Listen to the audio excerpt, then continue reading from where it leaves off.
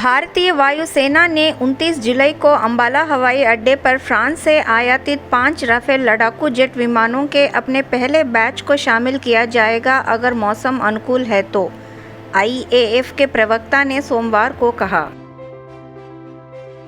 अंतिम प्रेरणा समारोह इस साल के अगस्त की दूसरी छमाही में होगा। आईएएफ एयर क्रू और ग्राउंड क्रू ने अपनी अत्यधिक उन्नत हथियार प्रणालियों सहित विमान पर व्यापक प्रशिक्षण लिया है और अब पूरी तरह से चालू है। आईएएफ ने कहा, इसके आने के बाद विमान के परिचालन पर जल्द से जल्द ध्यान केंद्रित किया जाएगा।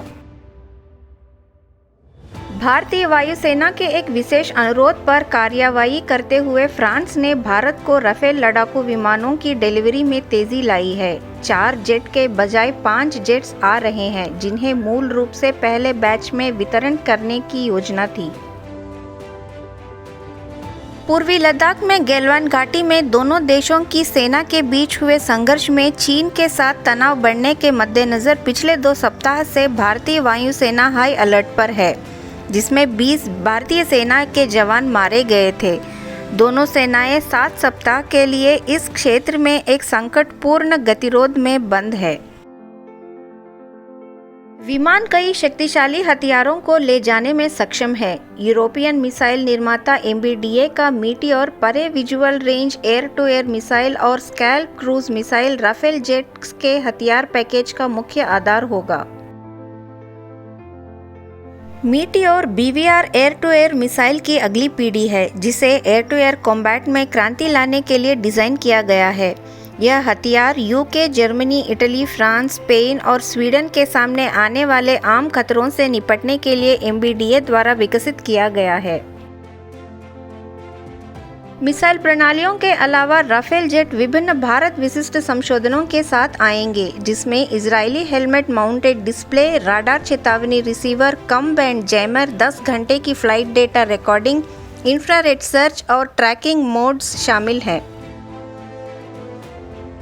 भारतीय वायुसेना ने लड़ाकू विमान का स्वागत करने के लिए आवश्यक बुनियादी ढांचे और पायलटों को प्रशिक्षण सहित तैयारी पूरी कर ली है। भारत ने सितंबर 2016 में 59,000 करोड़ रुपए के सौदे में फ्रांस से 36 राफेल जेट विमानों का आदेश दिया, ताकि भारत वायुसेना की लड़ाकू क्षमताओं में चिंताजनक स्लाइड को गिरफ्तार किया जा सके। लद्दाख में राफेल लड़ाकू की संभावित तैनात पर 22 से 24 जुलाई तक नई दिल्ली में आईएएफ कमांडरों के सम्मेलन में चर्चा की जा सकती है, जहां वायुसेना ब्रास के चीन के साथ चल रही सीमा लड़ाई पर ध्यान केंद्रित करने की उम्मीद है। भारतीय वायुसेना की तैयारियां और नई खरीद जो तेजी से की जानी है। मूल डिलीवरी शेड्यूल के अनुसार पहले 18 जेट पहले बैच के 4 सहित को फरवरी 2021 तक भारतीय सेना में पहुंचाया जाना था, जबकि बाकी की उम्मीद अप्रैल-मई 2022 में की गई थी। भविष्य में डिलीवरी में भी तेजी आएगी।